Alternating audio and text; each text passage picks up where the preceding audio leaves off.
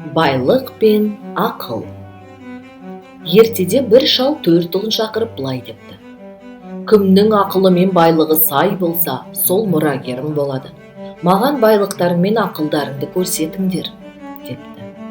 Үлкен ұлы асыл тасты жүзік салған қолын көрсетіп: міне менің байлығым, кім бай болса, сол ақылды, депті. Екінші ұлы асыл киімдерін киіп келіп: мына киімді көргендер ақылым мен байлығымның алдында бас иеді, дейді. Үшінші ұлы асыл тастармен әшекейленген белдігін буынып: мұндай белдікті ешкім де буынып көрген жоқ, дейді. Әкесі үлкен балаларына қарап басын шайқайды. Ең кіші ұлына қарап: сен қандай байлығыңмен мақтанасың, дейді. Сонда кенжесі: менде тек еңбек сүйгіш 2 қолым, қайрат жігерге толы жүрегім бар, депті. Шалға кенже ұлының жауабы ұнайды. Ол өзінің мұрагері болады деп кенже ұлын атап